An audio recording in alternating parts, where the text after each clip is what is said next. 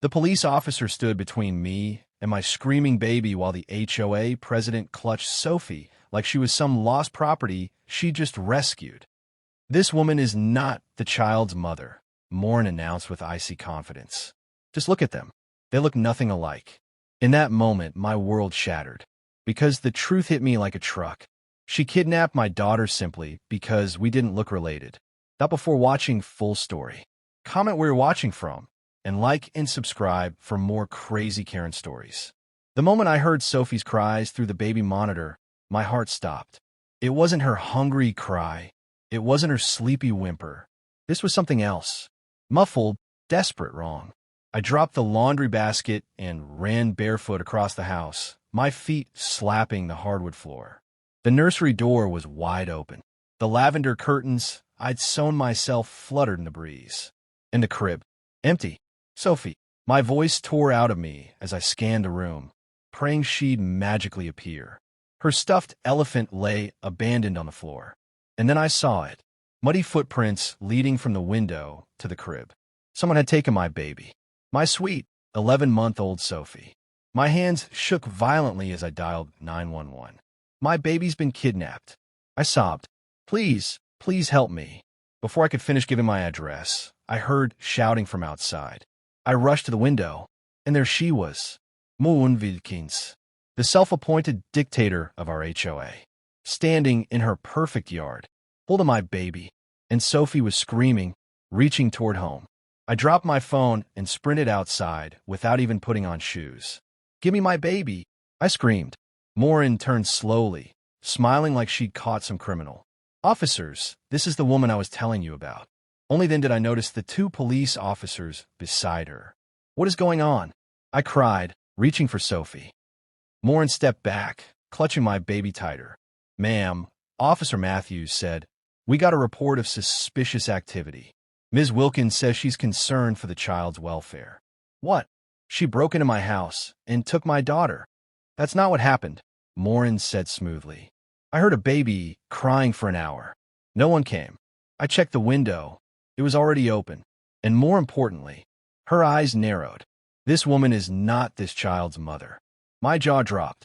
"I gave birth to Sophie. Then why does she look nothing like you?" Morin folded her arms. "And why are different women entering your house at all hours?" "I suspect something illegal." I felt sick. Those different women?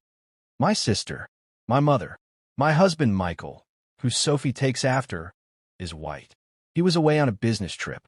"Call him," I begged. "His name is—" "A likely story," she sneered. Officer Rivera, the younger one, finally cut in. "The child is clearly reaching for her. Let's go inside and sort this out." Inside my house, my hands trembled as I pulled out documents. Sophie's birth certificate, my ID, family photos. "See? I'm her mother. Now, please give me my daughter." Officer Rivera nodded. Morin hesitated, then finally handed Sophie over. The instant my baby touched my chest, she stopped crying and buried her face into my neck. Relief nearly buckled my knees. "Ms. Wilkins," Officer Matthews said coldly, "you broke into this woman's home and removed her child.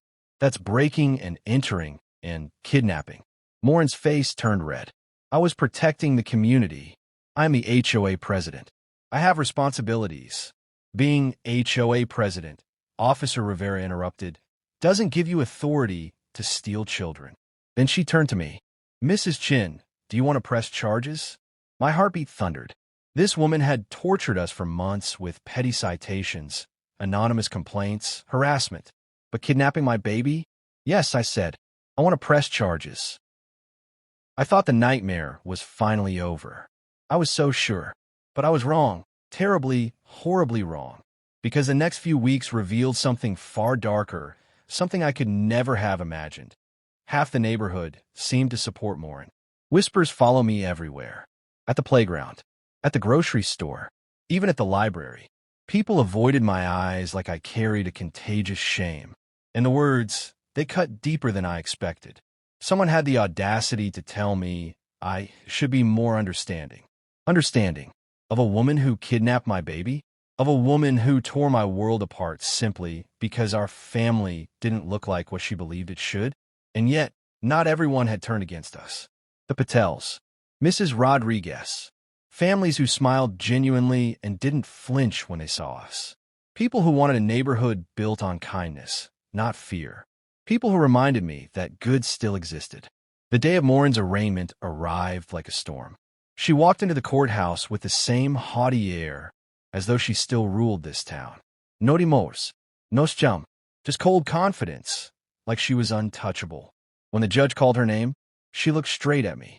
Her gaze was sharp, calculating, as if trying to undo every moment of pain she had caused. She pleaded not guilty. Outside, reporters swarmed me, microphones shoved in my face. "How do you feel about today's proceedings?" one shouted. "This isn't just about my daughter," I said, my voice steady despite the whirlwind of emotions. "This is about who gets to decide what a family looks like, who gets to define love, who gets to decide what's acceptable in someone's life." 6 long, grueling months later, the trial finally began. Evidence poured out like a river I had been too afraid to see. Security footage showing Maureen lurking outside our home at odd hours. Her obsessive notes cataloging those people moving in her neighborhood. HOA complaints aimed at families who didn't match her narrow, biased vision. Text messages revealing her prejudice, her fear, her obsession with controlling everything. Piece by piece, the truth stacked against her. And finally, the jury had no choice. Guilty on all counts. 5 years in prison. When they led her away, I expected some twisted sense of victory. But all I felt was peace. Not joy, not triumph. Just the quiet, unshakable relief that the nightmare had finally, truly ended. 3 months later, curiosity, and perhaps some flicker of humanity, made me agree to hear her apology. She looked smaller now, diminished, worn by time and consequences. "I still don't understand how she can be yours," she said, her voice softer but still tinged with disbelief. Not exactly an apology. I stood, ready to leave, ready to reclaim my life. "Wait," she whispered, almost too quietly to hear. "I'm learning. I was afraid of change. I was wrong. It wasn't enough. Nothing could ever erase what she had done. But it was something, a crack in her armor, a tiny admission that maybe, just maybe, she was beginning to understand." 1 year after the kidnapping, on Sophie's 2nd birthday, we held a backyard party. String lights twinkled overhead, casting a warm glow on the laughter and chatter. Families brought dishes from every corner of the world, the smells mingling into a rich, joyful feast. Kids ran in circles, squealing with delight, while neighbors we had feared and avoided now smiled and apologized. New bonds formed, slowly, like fragile vines reaching toward sunlight. And when Sophie looked up at me with her wide, innocent blue eyes and her soft, round cheeks and whispered, "Manga," I knew, with every fiber of my being, we were finally home, and no one would ever question that again. The story's over, now let's get real. Imagine standing there on all that land, every inch legally yours. If you were in the owner's shoes, what would you do? Let them stay, sell the homes, or pull some other wild move? Drop your answer in the comments and let's see who's the boldest.